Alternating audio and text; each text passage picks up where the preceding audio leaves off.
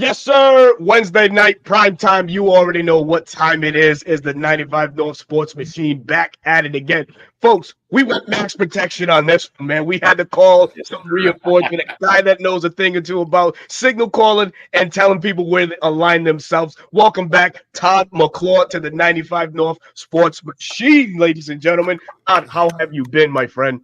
I've been doing great, man. I appreciate you guys reaching out, especially after that big win. I'm excited to talk some Falcons and talk a little football.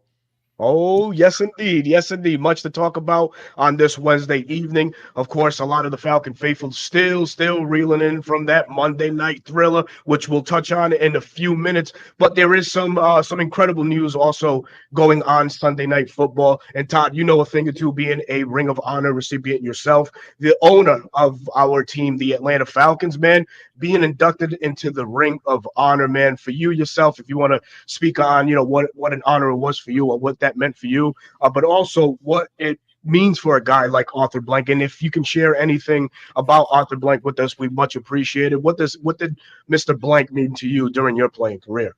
I'll tell you what, Mr. Blank coming in, I started out with the Falcons under the Smiths. The Smiths were Mm, the owners when I yeah, first came in under Coach Dan Reeves. And, we were in that old facility in Sewanee. Uh, mm, but it was the only NFL stadium and or locker room and facility that I had ever seen, so I didn't think anything of it. And then along comes Mr. Blank, and he wants to grow the brand, so he builds us this new facility up in Flowery Branch, and it is unbelievable night and day from what I first started with. And I think that everything Mr. Blank tries to do is to improve the brand, improve that logo. And right. if you think back from when he bought the team to what has changed in the city of Atlanta, it's just mind blowing. With the new stadium, with how much he's kind of grown the fan base, not only in Atlanta but nationally. Uh, Mr. Blank was always, he's a guy that people that don't know him could look at him and think, he'd put himself on a pedestal. But when he came in that locker room, he was so personable, and he got to know the guys as men in the locker room, and not just guys that he wrote a paycheck to. He truly cared about us as humans in that locker room, and I owe a ton of gratitude to Mr. Blank, and I'm excited for him. very Respect. well indeed, man. That's Man, a awesome. That's philanthropist in awesome. himself, such a giving owner, man.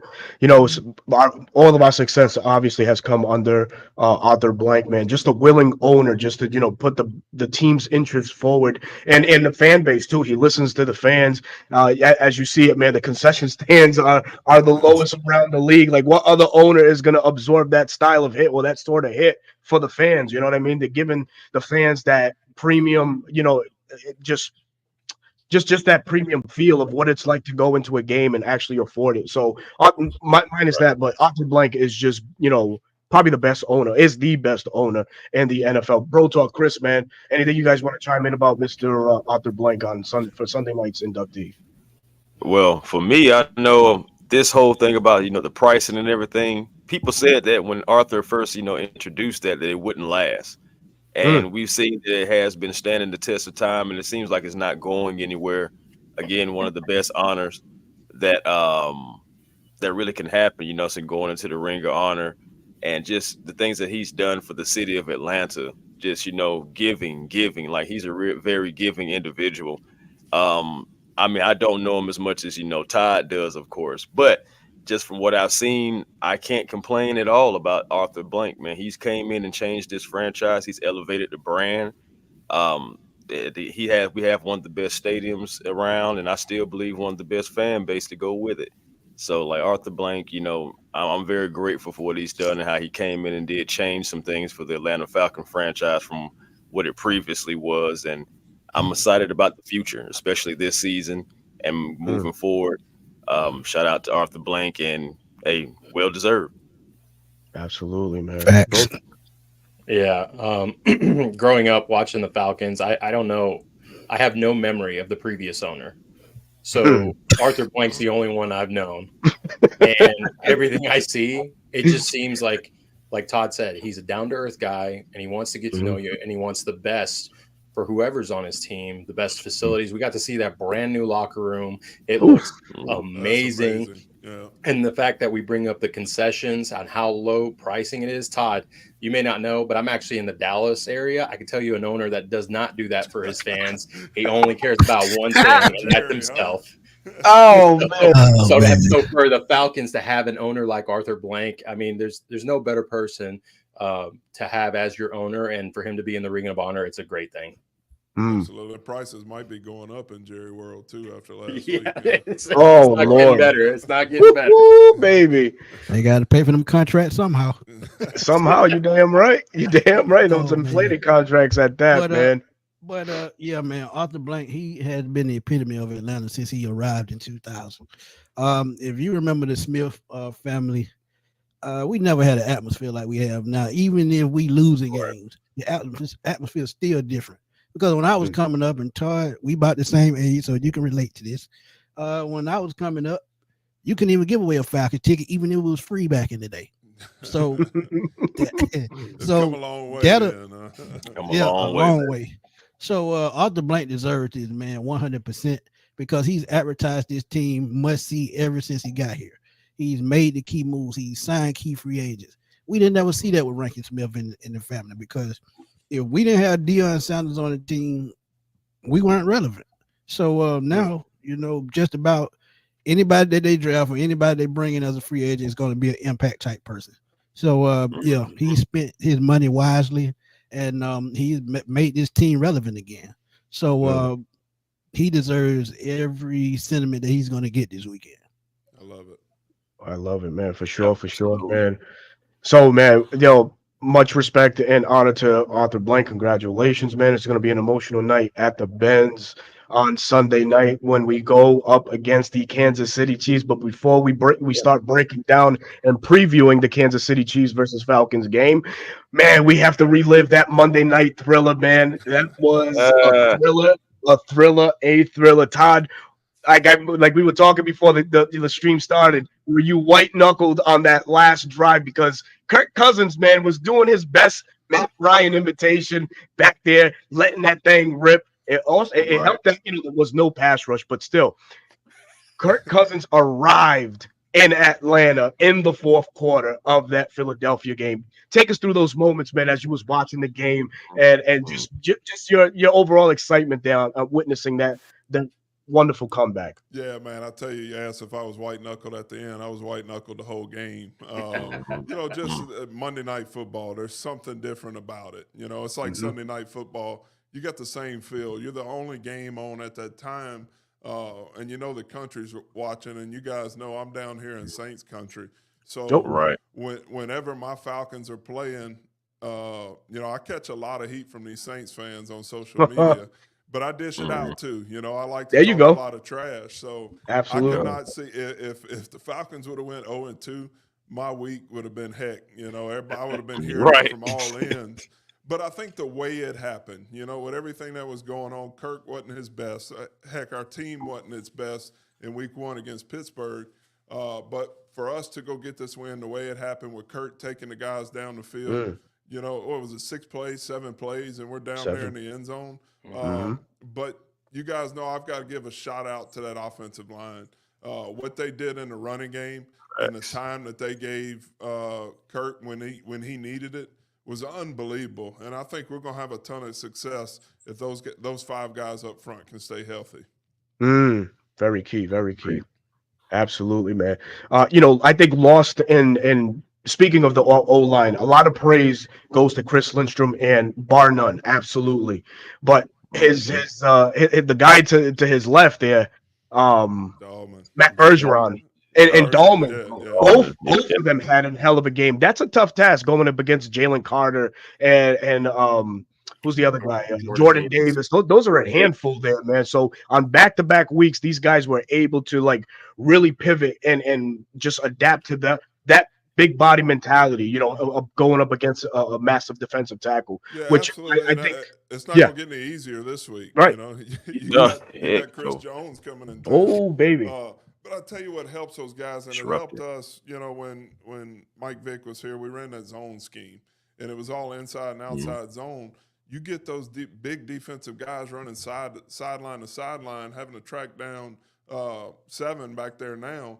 They're going to get tired, and their pass rush isn't going to be what it normally is. And you saw late in that game them having to guard that outside run. They didn't have the juice that they had in the tank early in the game, and that plays a huge part in the fourth quarter. Absolutely. Ooh, hit the hell. Ooh.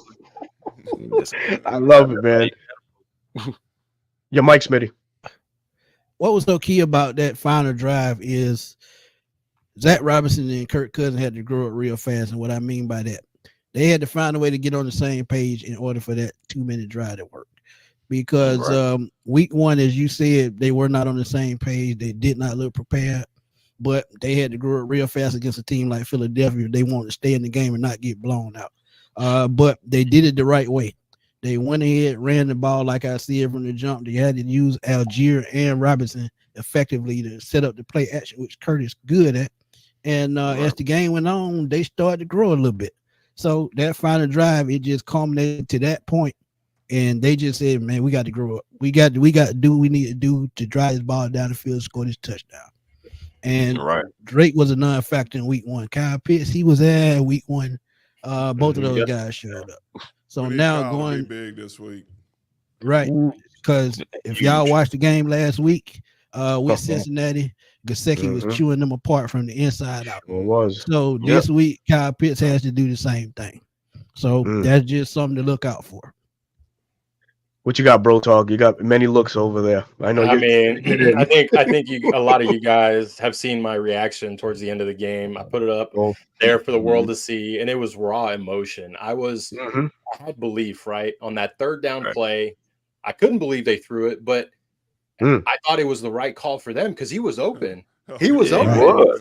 Justin Simmons was behind, and there's love Clark Phillips. He wasn't stopping Saquon if he lowered his shoulder. Love Clark Phillips, right?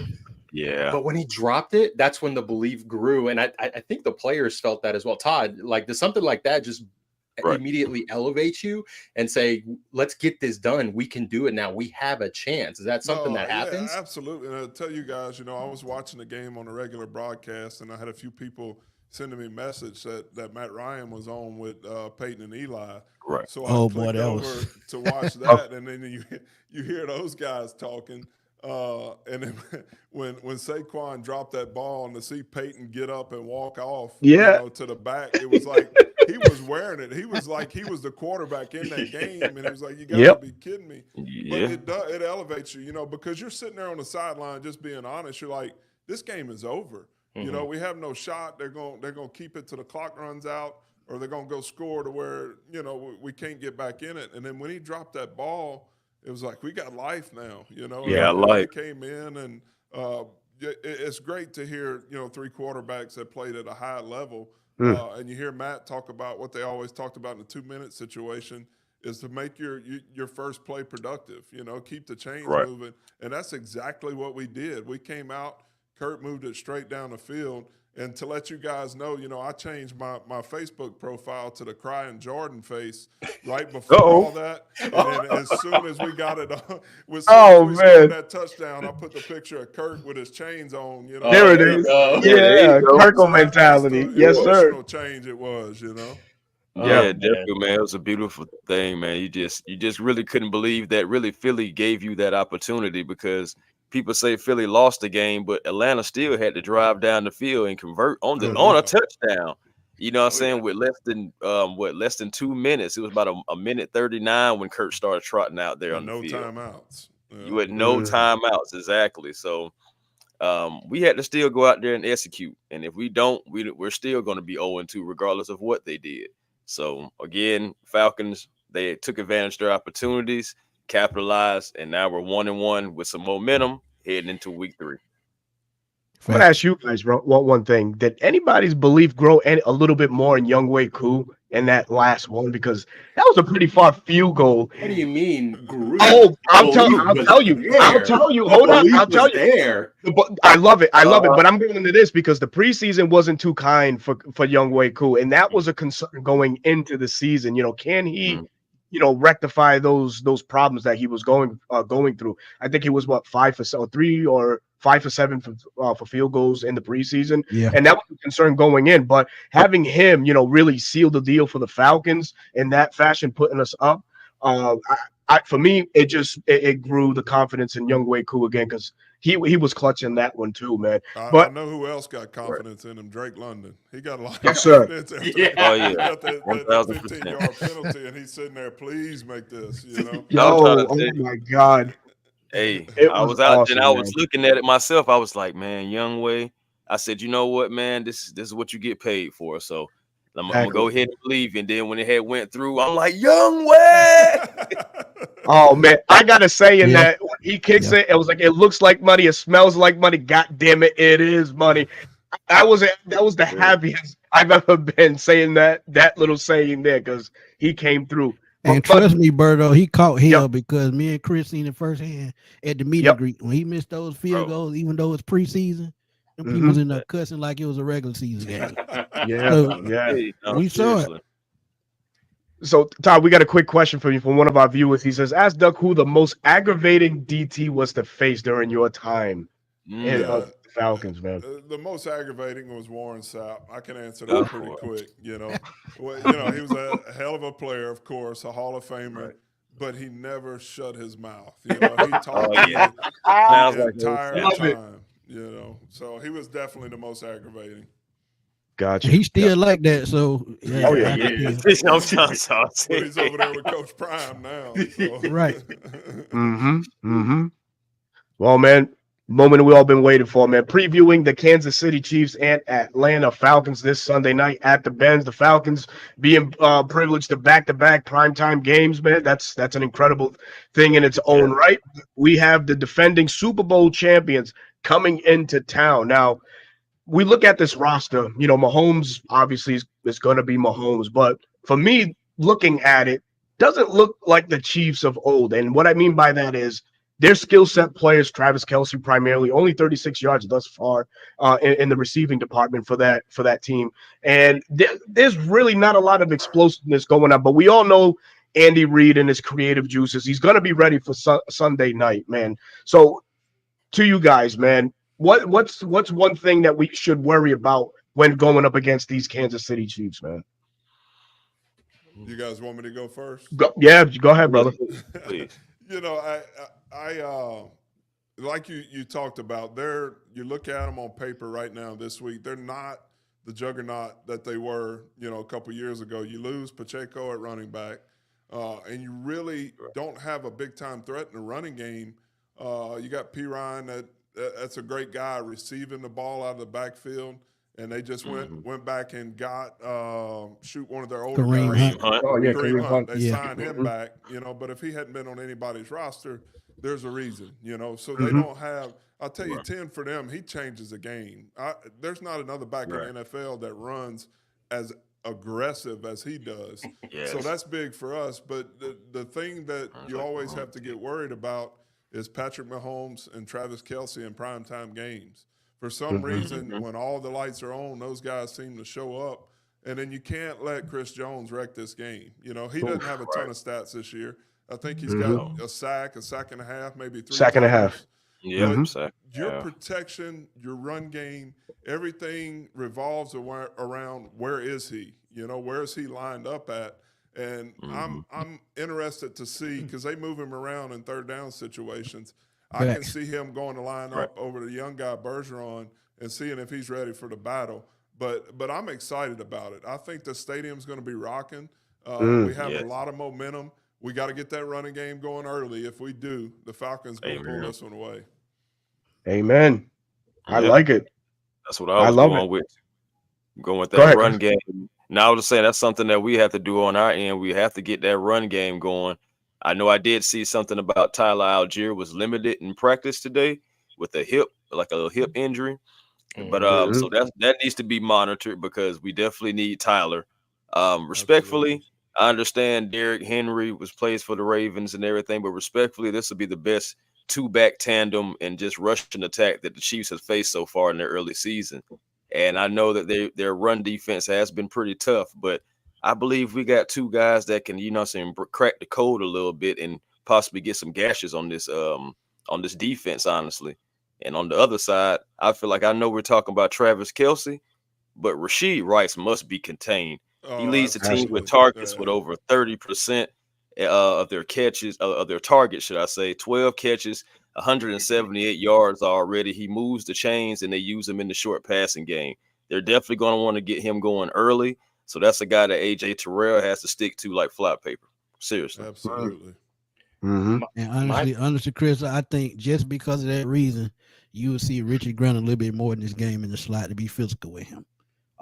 Right. If if you can jam up Kelsey, I think that helps you jam up Rashee Rice as well. Because if Kelsey can't get open, he's not a distraction. Then Rashee Rice can't be that guy. So one of my keys to victory was you got to pressure Patrick Mahomes, point blank. Period. If you Mm. don't Not have a pressure clean Patrick cut. Mahomes, you're gonna have a long game. If you don't pressure him, get him off his spot, so he can't have time to make those sidearm throws or whatever you want to call it. So pressure Patrick Mahomes, I think, is gonna be the biggest key in this game because if you throw him off rhythm, you throw Kelsey off rhythm, you throw Rice off rhythm. So I think that's gonna be the biggest key of all. And how do you do that? Pressure up the middle. That's gonna be Grady Jarrett, Yep. probably Taquan Graham. I think you could see one of the young guys this week because their offensive line is a little bit smaller. We know the Eagles line with 330 average. That's ridiculous. Yeah. But Yeah. I think with a smaller offensive line, you could see those younger guys, and that quickness could come into play against a Patrick Mahomes who also can run. So Mhm. spy Patrick Mahomes, and keep that edge set, and just keep him out of rhythm. And I think that's a key to a win. so Guys, let me ask you about real quick about Mr. Carson Steele real quick because I know I would think we need to like neutralize the run game completely and make them one dimensional. But I know Carson Steele back in college, he had over almost 3,300 yards, 26 touchdowns, 4 receiving. And the Chiefs' interior offensive line is kind of like where their strength is. So I can see them Right. trying to run it straight at us, straight up the middle. Like, I mean, how important you guys think it is for our interior to really just show them how physical we are? it's I not. know, Mm. bro, you were I, about to say something. I don't Mhm. think we have to worry a whole lot about Grady or Anyamata or whoever's in the middle. Those guys are playing Wonderful. well. Street, Very. Jaquan Graham. It's the guy that struggled this past week, and it's Troy Anderson. Mhm. Right. He missed a lot of tackles. He was late getting to his run fits. If there's that seam, Carson Steele can hit it and take it up, to the second level. I think our defensive tackles will play well. It'll be a strength for strength, just like you said. Their interior is their best. What I'm Right. looking for in our front is Matt Judon, that attitude he's sir. brought to Atlanta, going up Sir. against the rookie at left tackle. Yes. Trey Yeah. Hendrickson was bullying that Fully kid in him. all Yep. Easily. game. Yep. And He Didn't he Matthew took get him out Judon, the benched? game. Yeah, he yeah, got he got benched in the benched. middle of the game. Yeah. So Yep. whether It if got he bad, starts man. if he starts again, Matthew Judon, I need him to tee off. And to your point, we saw what Jalen Hurts can do. Patrick Mahomes isn't as fast as Jalen Hurts, but he's just Correct. got that Mhm. like he can bend and just it's weird. He gets Man. out of situations and just can make things happen, and that'll put the secondary in a lot of problems. On the Yeah. Mhm. offensive side, I believe more because Kirk shook off the rust. Mhm. Spags as the defensive coordinator, Oh the way he's man. able to hide the defensive coverages, where the rush, those simulated pressures, that's going to be Yeah. key. Is how quickly Kirk can recognize it and hit those quick passes or check to a run, check protection, whatever it may be. Because Joe Burrow found spots to be able to hit. Mhm. We saw what they did to Lamar in that offensive line week one. Can Kirk Mhm. replicate and improve on what Joe Burrow and the Bengals offense did to the Chiefs? Mm. Indeed. Yeah, it's going to be the tale of the offensive lines, I think, in this game. And for the Chiefs, giving up already 4 sacks, which is something that's, not crazy to say. I mean, you can get to Pat Mahomes, but you just have to, you have to be strategic in the way that you do it. But Creed Humphreys, Joe Tooney, Trey Smith, that's their bread Their and butter muscle. right there, man. Yeah. That's their muscle. The outside guys like Bro Talk was talking, Jawan Taylor and Kingsley Sayumata. That's Mhm. probably the weak point right there. I know that Jawan Taylor has graded out good in pass protection. So to me, it's got to be guys like AK and Lorenzo Carter that have to step it up and not, and not put all that pressure on the interior or Matt Judon. Because knowing how methodical, Andy Reid is, he'll scheme away from your best guy and really quick, man. So we just have to find somebody else has to step up to the plate, man. It's going to take all 11 to stop this Chiefs team. I know we have a wild card in Justin Simmons, the only guy that's picked off, Pat Mahomes, what, 6 times in his, well, 5 or 6 times already in his career. That's going to be pivotal. But for the Falcons too, Todd, you was mentioning Chris Jones. They do such a great job at moving him up and down the line. You mentioned Matthew Bergeron. I think the Chiefs will show Matt Bergeron the respect, but show the disrespect to Caleb McGarry and put Chris Jones on that outside. I think he's going to work them both. They're going to line Yeah. up and see which one he has the most success with. But I also think their young tackles to go in an away stadium Sunday Night Football. If that crowd is a factor, oh my God, and that tackle is a kick late or a tick late getting into his pass set, I'll tell you things can go bad real quick for a young tackle if he's not getting off the ball on time. And I think that's where those outside guys could create some pressure and create havoc to flip this game for the Falcons. Right, I agree. Love it. I agree. Love that. What so you got? Looking Smith? at yeah. So looking at other matchups, we spoke about Travis Kelce, and that can pose a major threat, right, in the receiving department and the assignments. Smitty, you mentioned Richie Grant possibly drawing that assignment, manning up with him, or dropping him down in the box. My concern is still going to be Troy Anderson. Last week we saw Troy Anderson having to shadow Saquon Barkley a lot of the time, especially when he flanked out. And Kansas City, the way that they move their guys, who knows? He could move into an area where it's going to draw the linebacker, draw the coverage. I think my thing is we have to neutralize Kelce right before the run. I think we can stop the run game. I think we can do that. But I think if we neutralize Kelce the way he's been neutralized the first 2 weeks, I think that's going to be the key. I think the secondary itself, Jerry Gray is going to have those guys ready to play. He has already this year thus far, but he's going to have them even ready, even more ready. Kansas City and Bro Talk, you spoke a little bit about this on your tweet earlier. The damage that they do in 11 and 12 personnel, that's the Kansas City Chiefs. It's going to challenge that second line of defense for the Falcons, the linebackers and safeties. Right. I'll ask you, man, is that what do you see? How do you see the Falcons switching it up on defense this week to kind of neutralize some of these weapons, man, that the Chiefs have? Are you asking me? Yes. Yes, sir. Yeah. So I could see them going to a smaller nickel package where you see Caden and Richie in the box, to where Richie you have a speedier guy that could cover Kelce or, Rashee Rice when he likes to line up in line and run those quick slants. That's something you could see, not showing your hand too early in disguising your coverages, whether you show too high and you go to a single cover 3, whatever. And then keeping up with the stunts. I love the amount of stunts we saw on the front. And it freed it up, especially on that last play where Jesse Bates got the interception. You saw Caden Ellis put a hit on Jalen Hurts that maybe affected that throw and caused him to overthrow it. So, yeah, it's a challenge. I'm sure Raheem and Jimmy Lake have been working at it since the end of the Eagles game, even with all the excitement. It's Patrick Mahomes. It doesn't matter who he has. He's going to find the guy. It's just you just got to make life as difficult as you can. It's like we said at the beginning of the show. Mahomes is going to be Mahomes. There's no stopping him at that point. Nope. Yeah, man. It's like levels too, man. First we had Fields, then we went up to Hurts, and now you at that expert level at Pat Mahomes, man. And the Super Bowl champion.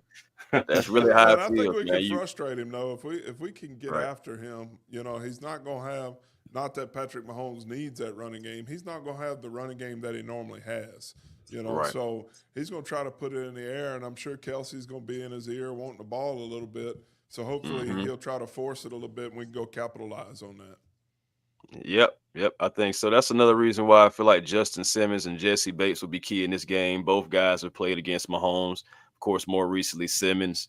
They kind of like know tendencies, kind of like when he likes to scramble and everything and make his magic happen. Maybe these guys can kind of like hone in and maybe bait them in to make them just like T-Mac was just saying. I believe that we're going to have to do this and neutralize Travis Kelce, just like Berto was saying, because this is a game to where they're going to want to get him going with the lack of run game.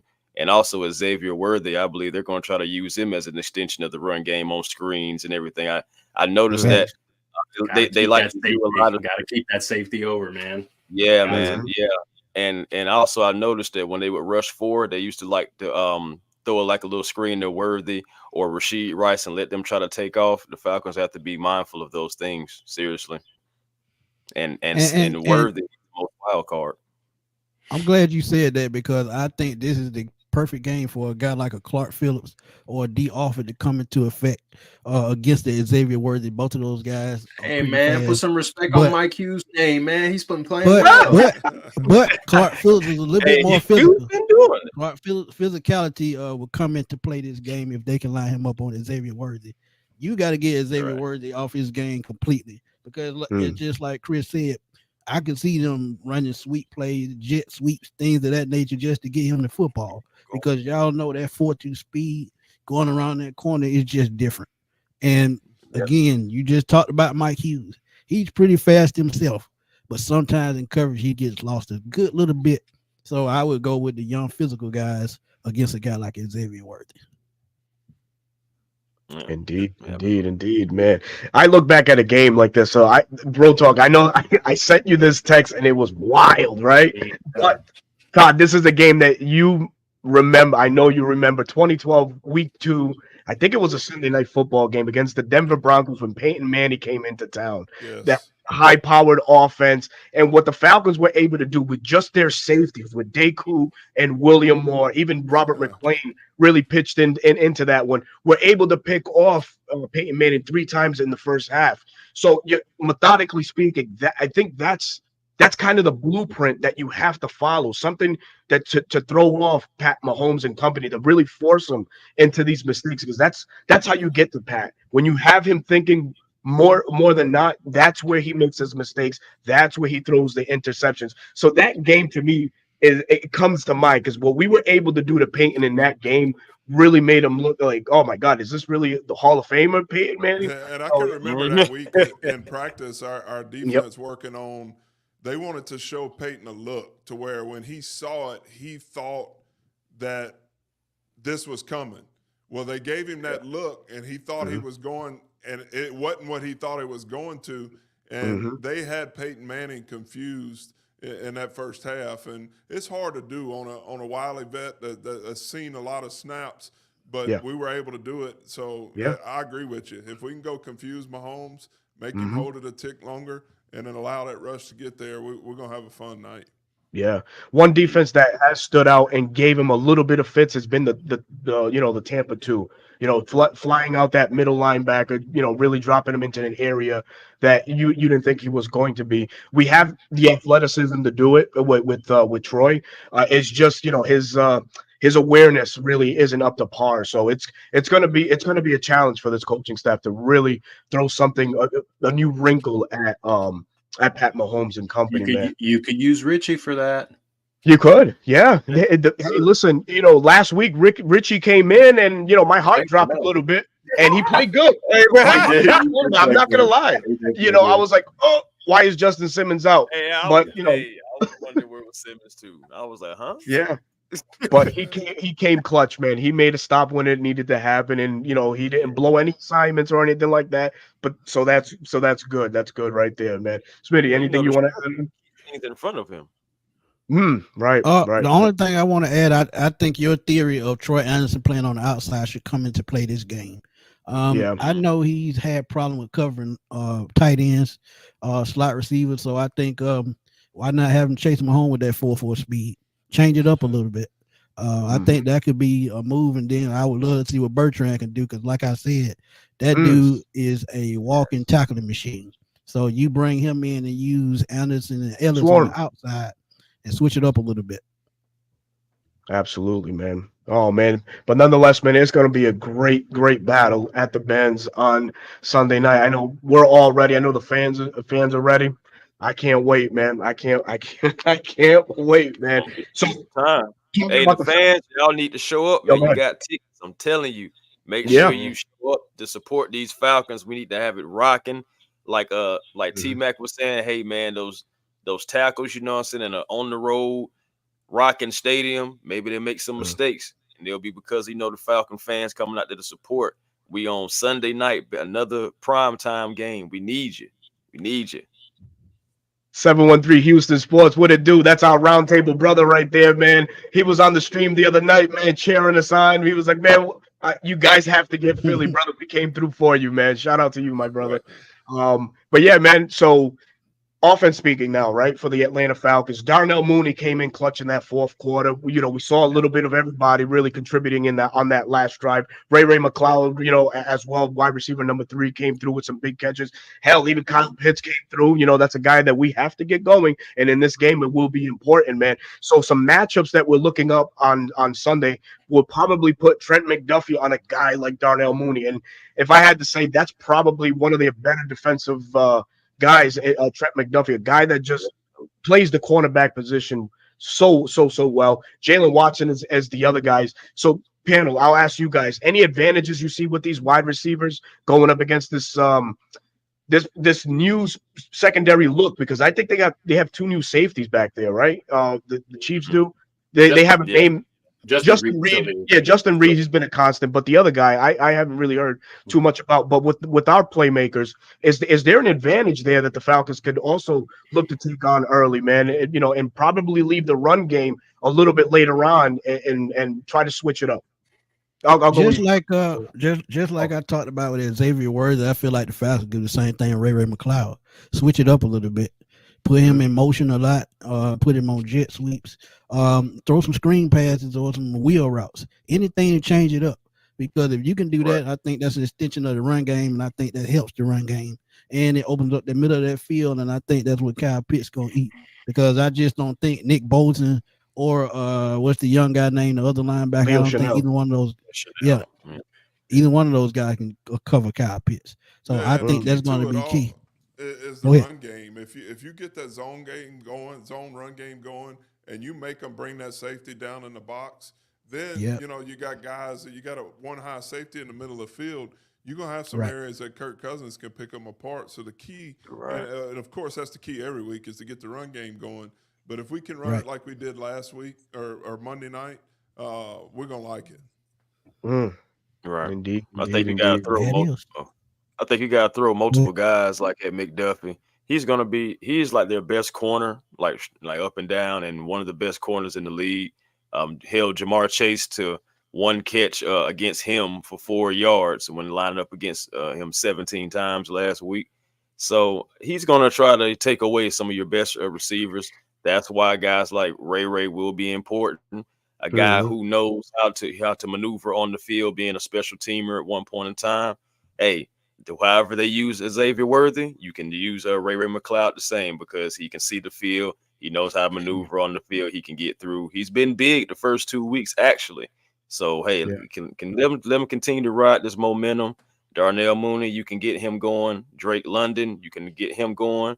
But Kyle Pitts has to be utilized in this game, y'all. Week 1, 111 yards. Week 2, 91 yards. Talking about the Chiefs defense, that's what they've been giving up to tight ends. The middle of the field is open. We have to use our athlete, who I believe is a better athlete than the first 2 guys that the Chiefs have seen. Got to take advantage. So I'm going to piggyback off of my week 2 matchup, and that's Zach Robinson needs to dial up his game plan again. Dial it up, because he has a tall task. Vic Fangio's respected in the league. He's been in the league for a long time. But what Spags is doing with that defense, you let someone like Willie Gay walk, goes to our division rival, and then you plug in someone like Leo Chanel because he sees the potential, and we see what he's already doing.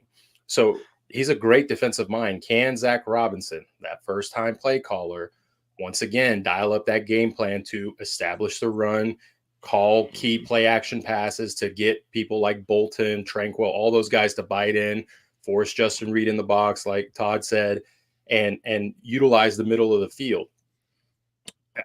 I think he can. I mean, I'm going to post the meme I posted last time, stunt on these hoes, because that's what he did. He stunned it on him, and he needs to do it again. and he can build off of that. That game against Philly, it's a confidence booster that, you know what, I can do this. I can come up with a game plan to lead us to success. Yeah, and Spags is really good when you get in those third and long situations. That's when he really gets to dial up those plays that they've been working on all week. So we got to stay ahead of the sticks. We got to be good on first down. We got to be good on second down. Make third manageable to where Spags can't just sit back there in disguise. He's going to have to show his hand, and that's where the motions, the shifts, and the things like that, we're going to have to be on the top of our game to make him show his hand. So get ahead of the sticks early. I'm really looking forward to that matchup and seeing, like you talked about, those two coordinators, how they go head to head. Yeah, it's gonna be a slugfest. You know what I'm saying? Somebody who's been in the league as a veteran and then gets a first-time play caller. But I believe the first-time play caller is game, man. I think he's game for it. This is the moment he's been waiting for, man. Again, different levels. We at the top, expert level. Let's see what we got, man. 100%, man. 100%. Smitty, you got anything to add before we move on to our next segment? I ain't got to add nothing now. Y'all broke it down perfect. All right. Let's do it, man. So let's go right into the X factors for this coming Sunday night matchup, man. One offense, one defense. Todd, we're going. You taking offense? I'm sorry. We're going just the Falcons. Just the Falcons. I'm not worried about the Chiefs. No Chief love. All right, not on this show. X factors on defense. I'm going with Bates. I think he's going to have a big game for us in the secondary. He's got to have a big game for us. He's the guy that stepped up last week. And then when you go to the offensive side, we need Bijan to have a good day.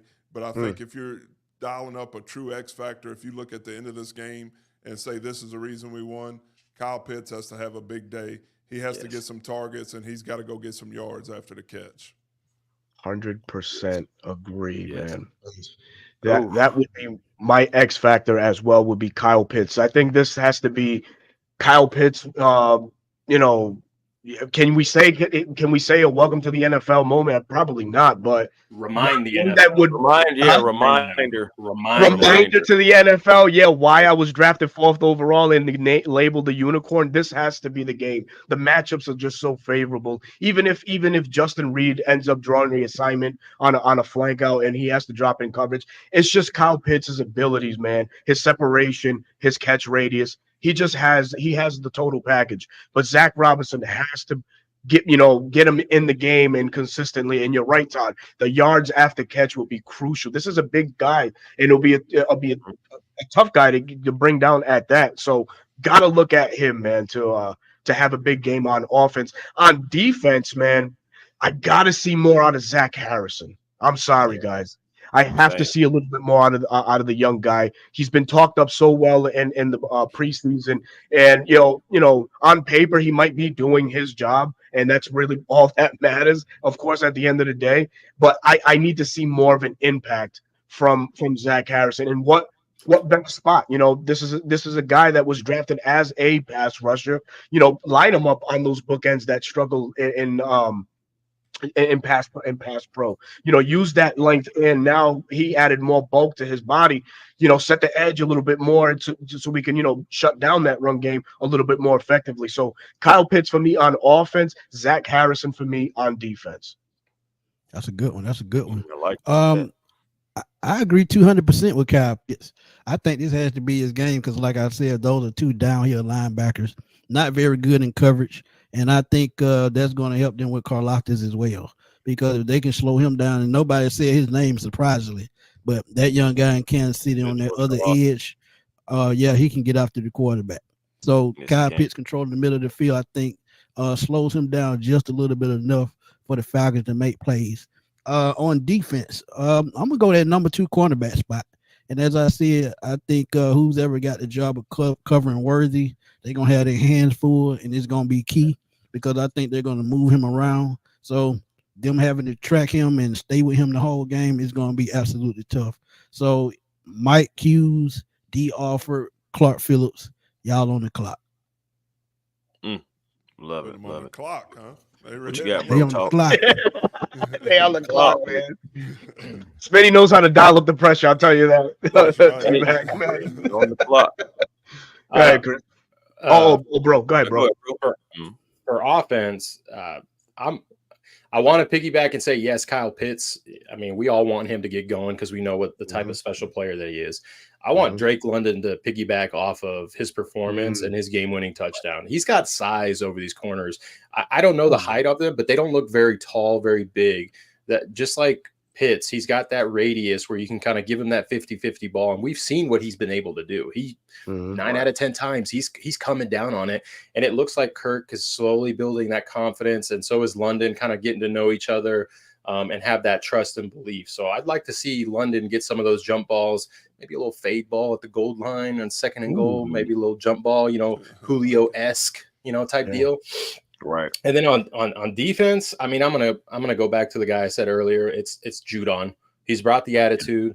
2 games, sack and a half. He gives the effort. He brings the attitude, that tenacity that you want to have in your huddle. The guy that'll just fire you up, even if you may not be having the best game. You have him that'll pick you up and say, "Let's get after this. Let's go win this game, and let's make things happen."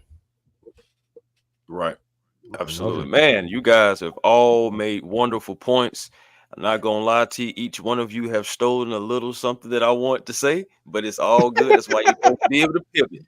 Hey, the thing about it is, for me, I'm gonna go with the interior offensive line.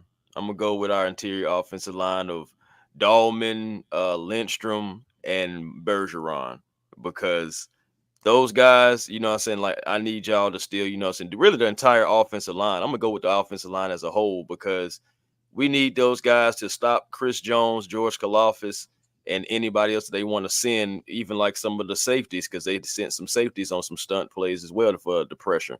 So we have to, you know what I'm saying, do what we have to do. Protect Kurt. Give Kurt as many clean pockets and as much time as you can, because I believe if Kurt gets time and Chris Jones is not able to wreck games like he's been able to, I believe Kurt can pick this defense apart. I really believe so. So with that being said, offensive line, again, this is your third level. This is your expert level right here. These guys are going to be coming after you. They have that championship mentality. So you're going to have to play them 60 minutes, regardless. Defense, I'm not going to jump too much on him. I'm just going to say his name and keep it moving. Troy Anderson, step up. All right, I'm done. Oh man, but I'm going to try to make another point right to the run game. This is the third week in a row where the Falcons face a heavy front, right? That Kansas City front four is pretty heavy, right? So guys like Mike Parnell, Wharton, and they have another guy over there too. Really, Yeah. I trust Lindstrom, Dahlman, and Bergeron to neutralize that. Kind of sort of like what they did in Philly Monday night. So for me, it would be the key is really trying to limit Chris Jones's game wrecking ability, and George Karlaftis too as well.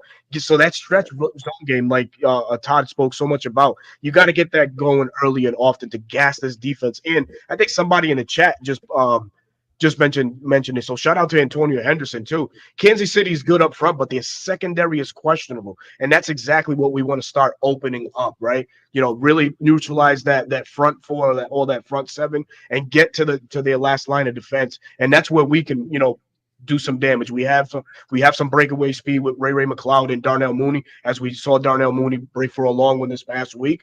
And Kyle Pitts is no pushover neither. So yeah, man, just another point to add to that. But we're gonna now kick over to Hey, real quick, Bird. last. Go ahead. Yes, sir. Go ahead, buddy. I got a question for you, Todd. When you're lining up offensively, personnel-wise, how often does a defense automatically adjust? Like for the Falcons, I noticed it was heavier 11 versus 12 personnel this game, and it forced Philly to have that 2-4-5 nickel defense. Is that something automatic, or is that how does a defense adjust to that, or what tendencies do you normally see? So they'll go into a game plan and they'll have it mapped out where if they line up in this personnel, depending on the situation, if it's a rundown or if it's a pass down, they'll have different personnel. But also we would see it change mid-game. You know, if the other team was having, or if we were having success versus certain personnel that they had out on the field, they might switch to a heavier package or bring in an extra nickel back. So it's something that constantly changes. Right. You know, so we have to be ready for whatever they bring out. Okay, cool. Thank you. That's an incredible insight. That an awesome question by Bro Talk, man. That was dope, man. But Sure. man, we're gonna go right into the last part of the show, man. That's where we ask the folks in the chat, those that are watching that want to participate, give us your score prediction for this Sunday night's outcome. Todd, you're on the hot seat, as Smitty would say, or the pressure's on, brother. All Pressure's right, on. so you Where know, where are you going with this one, brother? all right, so you know, we talked about Young Wei being big for us. I'm gonna give him one field goal this week. All right, Ooh. so I'm going with the Falcons winning this game 24-21. Kurt's Oh, we're gonna get set. We're Right. gonna score 3 touchdowns. We're gonna give him one field goal. But I like it. You know, get the tempo set early. Go out, get Kansas City on their heels. The Falcons gonna win this one and go 2-1, 2-1. oh. I like it. Like I'm it. gonna go up a little bit higher than that. Okay. Last week was a breakout week, man, and that last drive to me, that momentum is going to carry. And I could see the Falcons putting up 31 points in this game. like And the that reason too. why, There we man. go. you know why? They've got to account for that loss of that running back Pacheco. And Kareem Hunt, Samaje Perine, I don't think they can do it right off. It's going to take a couple of weeks for those guys to gel and to get on the same page with Mahomes, which is going to force him to throw 45, 50 balls this game. So I'm going 31-21. And I'm taking a 10-point win because I just think the Falcons have figured it out. Like I said, last week, fourth quarter, they forced Kirk Cousins and Zach Robinson to get on the same page and to mesh. They go back to practice this week, get back in the film room, and hey, we figured something out. Let's try this week. Let's try that. That worked. This worked. So once they put it together, it's just going to keep growing. So 31-21 this week. I'm taking the Falcons at home with the momentum. Preaching, brother. I love it. I love it, man. I love it. You want to Go go, ahead, bro? Chris. Or you want No, go ahead, Chris. All right. So, man. Man. That's tough just because, man, who we playing. I think Man, I was about to to call your ass out. I was gonna say, you thinking too long. What you doing over here? You gonna spin on live TV? Think about Berto, it. he got I'm that. going with my He got the bird. hot date after the show. That what it is. I get it. I get it. I'm going with my birds. You know what I'm saying? Mom Dukes may not like it too much because he's a Chiefs fan. Oh no. Yeah, man. But either way it Shout out, goes, Mom, man. I'm going to go with the Falcons taking care of business in prime time. I'm going with 27-21. I like it. 27-21. And honestly, I believe that that Young Wei Koo, he's going to have 2 field goals, but the Falcons are going to score a couple touchdowns, get into rhythm. And I believe that the ball is going to be spread around as well. I believe Kyle Pitts, Drake London, and possibly Bijan Robinson all scored 2 touchdowns. We got a Saint fan in the chat. Wow, love it. He a Saints fan, so I expect that. Oh well, Todd doesn't know. You know, on this show, they don't get the S in front. They're just the Aints. No, they're just the Aints. The Aints. Period. Doesn't matter if they're doing well, doing bad. They're just the Aints. Okay. All right, I like and I will say, Berto, thank you for inviting a guest that's actually on our side, so we don't have to listen to the banter for the other side. Last week was memorable, Todd. Last week we had a Philly content creator, a young lady by the name of Simone, and she was harking at us. The whole chat was harking at us. All respectful, all love, as they should. You know, you gotta support your team. But man, were they wrong, and man, were they egregious with their picks, man. So it worked out in our favor, needless to say. But bro, go ahead, brother. So it is nice, and I'm gonna the Falcons made me eat crow. I did not pick them last week. I needed to see more, and they put pie on my face. And this week, I've learned my lesson. I feel like they will build off of it. It will be a close one. I think it's another nail biter, but give me Young Wei Koo to kick the game-winning field goal, 23-20. Oh, nice. Let's go blow off of that dome. Oh my God. It's gonna be a party. I'm going. So I'm going to go with mines. And I think that fourth quarter momentum, I think the Falcons, Zach Robinson, Kirk Cousins figured it out. I think they finally got into a groove that is going to allow them to carry that momentum week in and week out. So I look for them to go on and piggyback off of the fourth quarter with Philly and really build the game plan on how to beat the Chiefs this week offensively. So I'm going to go 30-24 Falcons. First time we scored 30 points in more than one. When's the last time we scored 30 points? It's been years. But I think Zach Robinson and Kirk Cousins can get us to that 30 burger. So I think 30-24 I think Moses played quarterback then, so I ain't sure.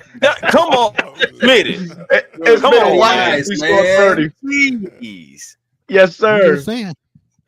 But we got a super chat from Mr. Antonio Henson. Antonio, thank you for the super chat as always, man. He Always, said just showing streams some love because y'all balling and having Todd on the show.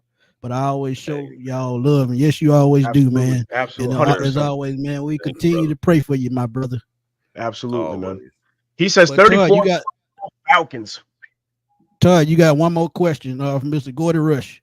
He says that he loves the snapback show. This is one of those Aints fans that y'all were talking about. Oh, Lord. Is he? Really? He's kind of a troll, so let's see what he's got. Oh, man. Oh, my goodness. Todd, I He love said, the when you gonna snapback show. start Any doing the chance daily you show? started, yeah, doing a daily show. Yeah, well, and I'll tell y'all this also. Gordy is also the general manager and janitor at 100.7, 94.1, here in 98.1. I'm sorry, Gordy, getting it wrong. So Gordy. So you saying he's the Jim Dirt of that area? Yeah, he can throw a job offer out. You know, he's a guy that can send the NIL money. So yes, Gordy, we can make that happen. Since you love the snapback with T-Mac. So can he twirl that broomstick like a baton? I just want to know. Oh yeah. Oh, if y'all want to see him, he's on the sideline. He's a sideline reporter for the LSU games. So just look for the guy down there. That's him. He's being a troll right now. Man. Oh, man. But, folks, man, this has been a hell of a show, man. Hell of a guest, Todd McClure, taking the time to come rock with your boys, man. We certainly thank you so very much. We're coming up on an hour, but we still have about 2 minutes left before we reach that. But, Todd, I'm going to turn the floor to you, man, and please promote what you got going on. Any projects that you have coming up with your channel or anything that you want the fans know on some up and coming things that you have working on. Yeah, absolutely. Y'all go check us out. Snapback with T-Mac on YouTube. We're on all platforms, and I'm going to leave it open. You know, I want to get some more content towards my Falcons. I have a lot right now, or most of it's towards LSU because I'm here back in Baton Rouge. But any Falcons fans, if you got guests or you got any questions or episodes you want me to do, send it out. You know, I had Matt Ryan, Tyson Clabo. I'm going to try to get more ex-player interviews on here and try to give people some information of, you know, our locker room back in the day when I played, some old stories. So if y'all got any guys that you want to see me get on here and talk with, y'all shoot them to me. I'm open. I got one right off the top of my head, Todd. I want to know what Keith Brooking was like. I want to hear his story. Yeah. Man, I love it. Awesome. All right, so I'm gonna reach out to Keith. You know, we still keep in touch. Brooking would be a great guy to have on here. You talk about a guy that was a heartbeat of this franchise. He was a guy that, you know, I love playing with. We might have gotten a fist fight once, me and Brooking, you know, but we became to be best friends, you know, battling in those trenches together. So I'm going to reach out to Brooke. He would be a great guy to have on. I love that request. Oh, man, that's awesome. That's awesome. Well, you heard it here first, folks, man. Thank you again, Todd. Thank you so much for taking the time to come and rock with us, man. Breaking down the Chiefs and Falcons live this Sunday night from the Benz. Not only is it a special night because we're back on again on prime time, Arthur Blank goes into the Ring of Honor as he is an inductee for these Atlanta Falcons. But, man, we have a tough one Sunday night at the Benz, man. But with all the confidence and all the facts that we've thrown out, we hope that will prevail on Sunday night, man. But until then, man, we'll catch us. Wait, we got to do the post game, Monday? Because boy, Yeah, Monday at noon. Yeah, Monday. Monday No, Monday at 8 o'clock. I'm sorry. Monday at 8:30. Monday at 8:30. 8:30. Okay. Yes. Yeah, I'm sure we'll have a special guest on for that evening, and we'll break down the game and all the excitement that it did. But until then, man, we will give you your Wednesday night back. We'll talk to y'all soon, man. Peace.